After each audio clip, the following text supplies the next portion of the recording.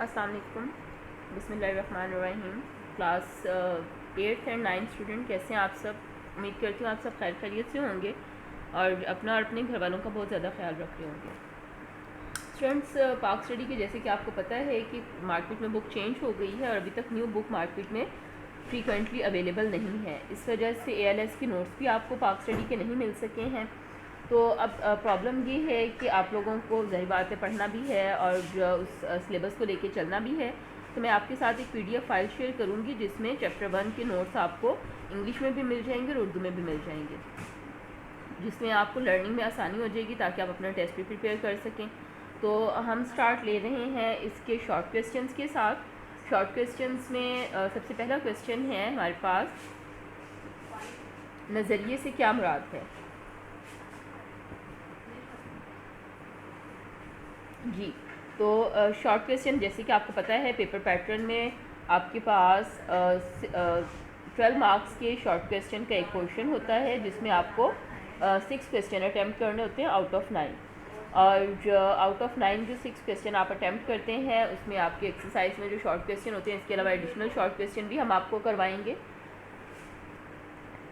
سب سے پہلے ہم بات کرتے ہیں ایکسرسائز کی شارٹ کویسچنس کی تاکہ ہم آپ اس کو لرننگ میں آسانی ہو سکے. آپ لوگوں کو یہ نوٹس کی فارم میں بھی PDF فائل میں سینڈ کر دوں گی، لیکن آپ یہاں سے بھی اچھی طرح دیکھیں گے تاکہ آپ کو لرننگ میں آسانی ہو سکے. تو پہلا کویسچن ہے نظریے سے کیا مراد ہے؟ اب نظریہ بیسیکلی کیا ہے؟ یہ ایک انگریزی کا ورڈ ہے آئیڈیالوجی.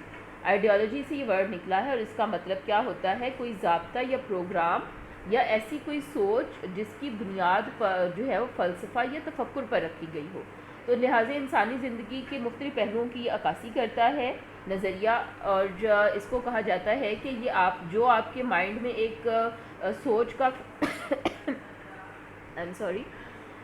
آپ کے مائنڈ میں ایک سوچ کا جو پہلو پایا جاتا ہے، جو آپ کا پیکر ہے، ایک خاکہ ہے، ایک اسکیچ ہے جو کسی بھی مقصد کے لیے آپ نے اپنے مائنڈ میں بنایا ہوتا ہے. بیسیکلی نظریہ اسی کو بولتے ہیں. تو یہاں نظریے کا انہوں نے آنسر کیا دیا ہوا ہے کہ نظریے کو انگریزی زبان میں آئیڈیالوجی کہتے ہیں. نظریے سے مراد ایسا ضابطہ یا پروگرام ہے جس کی بنیاد فلسفہ تفکر پر رکھی گئی ہو اور انسانی زندگی کی مختلف پہلوؤں مثلا سیاسی، معاشرتی، تہذیبی مسائل کے حل کے لیے کوئی منصوبہ اس میں بنایا گیا ہو. اگلا کویسچن ہے توحید سے کیا مراد ہے؟ توحید بیٹا جیسے کہ آپ جانتے ہیں کہ یہ اسلام کا سب سے پہلا رکن ہے. اس کا مطلب کیا ہے؟ اللہ تعالیٰ کو ایک ماننا، یعنی اللہ کے سوا کوئی شریک نہیں ہے، اللہ ہی اکیلا کائنات کا خالق اور مالک ہے اور کوئی چیز اس کے علم سے باہر نہیں ہے. اس کے بعد نیکسٹ کویسچن ہے ان اللہ علی کل شیء قدیر کا ترجمہ لکھیں. تو اس کا جسٹ آپ نے ترجمہ لکھ دینا ہے کہ بے شک اللہ ہر چیز پر قادر ہے. ان اللہ علی کل شیء قدیر، بے شک اللہ ہر چیز پر قادر ہے. اس کے بعد نیکسٹ کویسچن ہے عقیدہ رسالت کا کیا مطلب ہے؟ اب عقیدہ رسالت جیسے کہ آپ کو پتہ ہے توحید کے بعد آپ کا نیکسٹ عقیدہ کیا ہوتا ہے؟ رسالت کا ہوتا ہے. رسالت کا مطلب کیا ہوتا ہے؟ رسولوں پر ایمان لے کے آنا. رسالت کس کی جمع ہے؟ رسول کی جمع ہے، اور اس کا مطلب ہے کہ تمام رسولوں پر ایمان لے کے آنا اور حضرت محمد صلی اللہ علیہ وسلم کو آخری نبی تسلیم کر دینا. اب دائرہ اسلام میں جب آپ آتے ہیں تو اس کے لیے آپ کو عقیدہ توحید پر ایمان لانے کے ساتھ ساتھ عقیدہ رسالت پر بھی دل و جان سے ایمان لانا ضروری ہوتا ہے. قرآن اور اسوہ رسول کو سرچشمہ ہدایت ماننا عقیدہ رسالت کا لازمی تقاضا ہے. اگلا کویسچن ہے نظریہ پاکستان سے کیا مراد ہے؟ اب جیسے کہ آپ کو نظریے کے بارے میں نے بتایا تھا کہ یہ ایک آئیڈیالوجی ہوتی ہے، آپ کا ایک ایسا اسکیچ ہے جو کسی بھی سوچ کے حوالے سے آپ کے مائنڈ میں موجود ہے. تو نظریہ پاکستان کیا تھا؟ نظریہ پاکستان کو بنانے کے پیچھے کیا سوچ کار فرما تھی؟ پاکستان بنانے کے پیچھے ایک یہ سوچ کار فرما تھی کہ ہم اس کو ایک اسلامی فلاحی ریاست بنانا چاہتے تھے، ایک ایسی ریاست بنانا چاہتے تھے جہاں عوام کی فلاح و بہبود کا خیال رکھا جائے، جہاں اسلام کے اصولوں پر عمل کرنے اور ایک تجربہ گاہ کے حصول کی سوچ کا نام تھا پاکستان. جسے قائد اعظم نے بھی کہا تھا کہ ہمیں اس سے ایک ایسا ملک پاکستان محض ایک زمین کے ٹکڑے کا نام نہیں ہے بلکہ ہم اسے ایک اسلام کی تجربہ گاہ بنانا چاہتے ہیں. تو اسی طرح سے نظریہ پاکستان سے کیا مراد ہے؟ اس کے 3 پوائنٹ لکھے ہوئے آپ کے سامنے کہ نظریہ پاکستان ایک ریاست کا قیام کا نام ہے جہاں عوام کی فلاح و بہبود کا خیال رکھا جائے گا. قرآن و سنت کے اصولوں پر مبنی معاشرے کی تخلیق کا بھی نام ہے، یا پھر ان شارٹ اگر ہم کہتے ہیں تو اسلام کے اصولوں پر عمل کرنے اور ایک تجربہ گاہ کے حصول کے لیے سوچ کا نام جو تھا وہ پاکستان تھا. پاکستان کو حاصل ہی کس نام پر کیا گیا تھا کہ پاکستان کا مطلب کیا؟ لا الہ الا اللہ. تو اسلام کے نام پر ہی پاکستان کو حاصل کیا گیا تھا، لہٰذا یہی پاکستان کا نظریہ تھا. قائد اعظم نے اسٹیٹ بینک کا افتتاح کرتے ہوئے اب کیا فرمایا تھا؟ نیکسٹ کویسچن ہے آپ کے پاس. اسٹیٹ بینک کا افتتاح کرتے ہوئے قائد اعظم نے فرمایا تھا کہ 1 جولائی 1948 کو جب اسٹیٹ بینک آف پاکستان کا انوگریشن ہوئی تھی، افتتاح ہوا تھا، تو اس میں مغرب کے معاشی نظام نے انسانیت کے لیے ناقابل حل مسائل پیدا کر دیے ہیں. یہ لوگوں کے درمیان انصاف قائم کرنے میں ناکام رہا ہے اور ہمیں دنیا کے سامنے ایک ایسا معاشی نظام پیش کرنا ہے جو اسلام کے صحیح تصور، مساوات اور سماجی انصاف کے اصولوں پر مبنی ہو.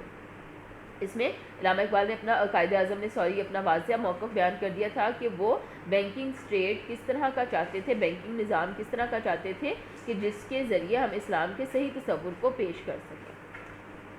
علامہ اقبال نے مسلم امت کے اساس کے حوالے سے کیا فرمایا تھا؟ اگلا کویسچن ہے آپ کے سامنے. مسلم امت کے اساس کے حوالے سے علامہ اقبال نے فرمایا تھا کہ مسلم ملت جو ہے ان کی قوت کا دار و مدار اسلام پر ہے، اور اس کے حوالے سے ان کا بڑا مشہور شعر ہے کہ اپنی ملت پہ قیاس اقوام مغرب سے نہ کر، خاص ہے ترکیب میں قوم رسول ہاشمی. ان کی جمعیت کا ہے ملک و نسب پر انحصار، قوت مذہب سے مستحکم ہے جمعیت تیری. نیکسٹ کویسچن ہے اخوت کے بارے میں حضور پاک صلی اللہ علیہ وسلم نے کیا ارشاد فرمایا ہے؟ اخوت کیا ہے جی؟ بھائی چارے کو بولتے ہیں اخوت. نبی پاک صلی اللہ علیہ وسلم نے فرمایا کہ مسلمان کا بھائی ہے اور وہ نہ تو اس سے خیانت کرے اور نہ ہی کینہ اور حسد سے باز رہنے کا نہ کینہ اور حسد رکھے. یعنی آپ صلی اللہ علیہ وسلم نے کینہ اور حسد کرنے سے مسلمان سے کینہ رکھنے یا حسد کرنے سے منع فرمایا ہے. لہٰذا ہمیں سب کو تمام مسلمانوں کو ایک امت، ایک قوم کی حیثیت سے ابھرنا ہے، اور جو اخوت کی ایک عمدہ مثال جو میثاق مدینہ میں شو کی گئی تھی مسلمانوں کی طرف سے، اس کا بھرپور مظاہرہ کرنا ہے. نیکسٹ کویسچن ہے قائد اعظم محمد علی جناح نے قومیت کے بارے میں کیا فرمایا ہے؟ جی تو قومیت کی تعریف قائد اعظم نے کیا فرمائی تھی؟ قائد اعظم کہتے ہیں کہ قوم کس کو کہتے ہیں؟ جب کچھ ایک ہی نظریہ فکر سے تعلق رکھنے والے اکٹھے ہو جاتے ہیں لوگ، یا ایک مذہب سے تعلق رکھنے والے لوگ ایک ہو جاتے ہیں تو وہ قوم بن جاتی ہے، یا ایک کسی نظریے کو فالو کرنے والے لوگ ایک جگہ پر اکٹھے ہوتے ہیں تو وہ جو ہے وہ قوم بن کر ابھرتے ہیں. تو قومیت کی تعریف قائد اعظم نے کیا فرمائی تھی؟ قائد اعظم کہتے ہیں کہ قومیت کی آپ جو بھی تعریف کر لیں، مسلمان اس کی روح سے ایک الگ قوم ہی ہے، اور وہ اس بات کا حق رکھتے ہیں کہ وہ اپنی الگ مملکت قائم کریں. اب کیونکہ برصغیر میں پاکستان بننے سے پہلے مسلمان اور ہندو ہی دو بڑی وہاں پر قوتیں موجود تھی برصغیر میں، جس میں ہندو کہتے تھے کہ ہم چونکہ زیادہ مقدار یہاں تعداد میں موجود ہیں، ہماری میجورٹی ہے، مسلمان مائنورٹی میں آ رہے ہیں، اس وجہ سے اقتدار جو ہے وہ ہمارے حوالے کیا جائے، ہندوستان ہندوؤں کا ہے. انہوں نے ڈفرینٹ تحریکیں بھی چلا کر اس چیز کو ثابت کرنے کی کوشش کی. تو قائد اعظم نے اور مختلف رہنماؤں نے اس بیس پر مسلمانوں کی قومیت کے تشخص کو ابھارا، اور اس میں قائد اعظم کے ساتھ علامہ اقبال نے بہت امپورٹنٹ رول ادا کیا. اپنی شاعری کے ذریعے مسلمانوں میں قومیت کا تشخص اجاگر کیا، ان کو ان کی جو ماضی کی مثالیں دے دے کر ان کے اندر ایک ایسا جذبہ پیدا کر دیا کہ وہ پھر ایک ایسی قوم بن کر ابھرے کہ جس کی مثال، جس کا جذبہ دنیا میں کہیں اور دیکھنے کو نہیں ملتا ہے. تو لہٰذا قائد اعظم نے اسی کی روح سے فرمایا کہ قومیت کی جو بھی تعریف کی جائے گی، مسلمان اس تعریف کی روح سے ایک الگ قوم ہے، کیونکہ ظاہری بات ہے کہ مسلمانوں کا ایک رہن سہن کا طریقہ، ان کا کھانے پینے کا، ان کا شادی بیاہ کا، ان کے رسم و رواج، ان کی ایچ اینڈ ایوری تھنگ ہندوؤں سے الگ تھی. ہندو ایک ٹوٹل الگ قوم تھے اور مسلمان ٹوٹل ایک الگ جو تھے وہ نیشن سے بلانگ کرتے تھے. تو لہٰذا مسلمانوں کو قومیت کا درجہ دینے کے لیے ہندوستان میں مختلف لیڈرز نے بہت زیادہ ایفرٹ کی اور وہ اس میں کامیاب بھی ہو گئے. اگلا کویسچن آپ دیکھیں گے کہ برصغیر کے تاریخی تناظر میں دو قومی نظریے سے کیا مراد ہے؟ اب قوم کی تعریف سے ہی اگلا کویسچن دو قومی نظریہ آ رہا ہے. اگر مسلمان ایک الگ قوم ہے اور ہندو ایک الگ قوم ہے تو اس کا مطلب ہے کہ برصغیر میں جو پاکستان کا انہوں نے تصور پیش کیا وہ دو قومی نظریہ پیش کیا. دو قومی نظریہ کیا تھا کہ ہندوستان اور برصغیر میں دو قومیں آباد ہیں، دو بڑی قومیں آباد ہیں، جن میں سے ایک مسلمان ہے اور دوسری ہندو قوم ہے، اور یہ دونوں قومیں اپنے مذہب، نظریات، رہن سہن، طریقوں میں ہر لحاظ سے ایک دوسرے سے مختلف ہیں، اور یہاں صدیوں سے اکٹھا رہنے کے باوجود بھی یہ آپس میں ایک دوسرے سے گھل مل نہیں سکی ہیں. ان میں ابھی تک وہی ڈفرنس موجود ہے جو پہلے دن سے موجود تھا، جو کہ مذہب کے نام پر ان دونوں میں موجود ہے. لہٰذا ان دونوں کو ایک قوم کنسیڈر کرنا سب سے بڑی حماقت ہے۔ پاکستان کی بنیاد ہی دو قومی نظریے پر رکھی گئی تھی کہ ہندوستان میں دو الگ قومیں آباد ہیں، ایک ہندو ہیں اور ایک مسلمان ہیں۔ مسلمانوں کو اپنے تشخص کی حفاظت کے لیے، اپنے تشخص کو برقرار رکھنے کے لیے ایک الگ ریاست کی ضرورت ہی ہے، اس کے بغیر مسلمانوں کے حقوق کا تحفظ پاسبل نہیں ہے۔ تو لہٰذا یہ بنیاد جو تھی وہ دو قومی نظریے کی بنی تھی۔ تو بچے شارٹ کویسچن بالکل شارٹ سے ہیں، جب آپ ان کو یاد کریں گے تو آپ کے لیے ان کو یاد کرنا مشکل نہیں ہوگا۔ آپ ان کو شارٹ کویسچنز کو یاد کرتے جائیں گے ساتھ ساتھ، تو آپ کے لیے آسانی یہ رہے گی کہ جب آپ کے ٹیسٹ سٹارٹ ہوں گے تو آپ آسانی سے ان شارٹ کویسچنز کو اٹیمپٹ کر سکیں گے۔ اور نیکسٹ کویسچن میں اگر ہم دیکھتے ہیں تو پاکستان میں اقلیتوں کے حقوق کے بارے میں قائد اعظم نے کیا فرمایا؟ اقلیت کس کو بولتے ہیں؟ جی مینورٹی کو، جو کم تعداد میں پائے جاتے ہیں۔ ہر ملک میں ایسے بہت سارے لوگ ہوتے ہیں جو کہ ہر مذہب سے بلانگ کرتے ہیں، اور جو میجر اس ملک میں جو میجورٹی ہوتی ہے وہ بیسک اس اسٹیٹ کے مذہب کے اکارڈنگ ہوتی ہے، جو اس اسٹیٹ کا مذہب ہوتا ہے اس سے بلانگ کرنے والے وہاں پر میجورٹی میں پائے جاتے ہیں، اور باقی جو مذہب سے بلانگ کرنے والے لوگ ہوتے ہیں وہ مینورٹی ہوتے ہیں، اقلیت ہوتے ہیں، ان کو اقلیت بولا جاتا ہے۔ اب پاکستان میں بھی ہر مذہب سے بلانگ کرنے والے الحمدللہ لوگ موجود ہیں اور بڑے پرامن طریقے سے اپنی زندگی یہاں پر گزار رہے ہیں۔ تو ان کے حقوق کے بارے میں قائد اعظم نے کیا فرمایا؟ قائد اعظم نے کہا کہ پاکستان میں اقلیتوں کے حقوق کا خیال رکھا جائے گا۔ اسلامی معاشرے میں اقلیتوں کے حقوق، جان و مال اور عزت کے تحفظ کی تلقین ہے۔ تو لہٰذا ہم پاکستان کو اسلامی معاشرے کے بیس پر اگر قائم کر رہے ہیں تو یہاں پر ہم آباد تمام اقلیتوں کے ان کا حقوق، ان کی جان و مال اور عزت کی حفاظت کو یقینی بنائیں گے۔ اسی طرح سے اگلا کویسچن ہے آپ کے پاس، علامہ اقبال نے اپنے مشہور خطبہ الہ آباد میں کیا ارشاد فرمایا تھا؟ بڑا مشہور خطبہ ہے علامہ اقبال کا خطبہ الہ آباد، جس میں آپ لانگ کویسچن بھی اس کا پڑھیں گے۔ تو علامہ اقبال نے یہ خطبہ 1930 میں دیا تھا، مسلم لیگ کا سالانہ اجلاس میں 1930 میں علامہ اقبال نے خطبہ دیا تھا الہ آباد میں، اور انہوں نے کہا تھا کہ مجھے ایسا نظر آتا ہے کہ شمال مغربی ہندوستان کے اسلامی ریاست قائم کرنا، شمال مغربی ہندوستان کے مسلمانوں کو ایک اسلامی ریاست قائم کرنا پڑے گی۔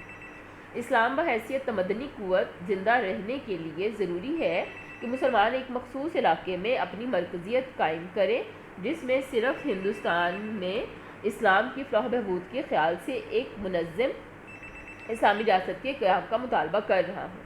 یعنی علامہ اقبال نے اپنے خطبے میں واضح طور پر 1930 میں پاکستان کے قیام کی بنیاد دے دی تھی کہ مسلمانوں کے حقوق کا تحفظ ایک علیحدہ اسلامی ریاست کا قیام ہی ہے، جس کو 1940 میں قرارداد پاکستان کی صورت میں منظور کیا گیا تھا۔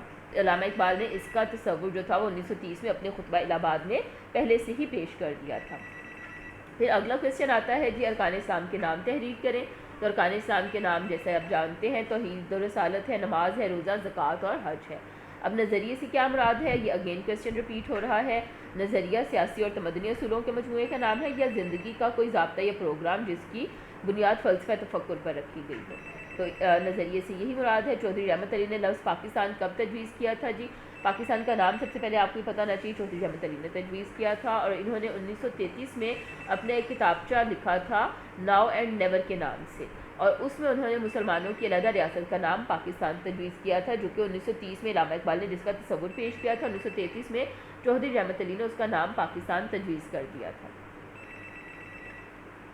جی تو اسٹوڈنٹس آپ کو یہ سارے شارٹ کویسچنس کی میں امید کرتی ہوں سمجھ آ گئی ہوگی۔ اگر ان کویسچنس کو انڈرسٹینڈ کرنے میں مزید کوئی بھی آپ کو کیوری کرنی ہو تو آپ فریلی اپنے برانچ میں کال کر کے وہاں سے کیوری کر سکتے ہیں۔ یہ لیکچر اردو میں جو اسٹوڈنٹ پاک اسٹڈی پڑھ رہے ہیں ان کے لیے ہے، انگلش میں پاک اسٹڈی پڑھنے والے اسٹوڈنٹس کے لیے بھی لیکچر ریکارڈ الگ سے کر کے میں اپلوڈ کروں گی، اور تاکہ ان کو بھی کویسچنس کی لرننگ میں پرابلم نہ آئے۔ لہٰذا آپ نے ان شارٹ کویسچنس کو اچھی طرح سے یاد کرنا ہے، اور ان کے لرننگ میں کسی طرح کی کوئی بھی آپ نے کوتاہی نہیں اب کرنی ہے، کیونکہ آلریڈی آپ بہت ہی ٹائم جو ہے وہ پیچھے ہیں پاک اسٹڈی پڑھنے میں۔ پاک اسٹڈی کے زیادہ آپ نے لیکچرز نہیں لیے ہیں، لرننگ پاک اسٹڈی کی کم ہے، تو شارٹ کویسچنز آپ نے اس کو as soon as possible daily کی بیس پر یاد کرنا اسٹارٹ کر دینا ہے۔ اپنا بہت زیادہ خیال رکھنا ہے۔ نیکسٹ لیکچر تک کے لیے میری طرف سے اللہ حافظ۔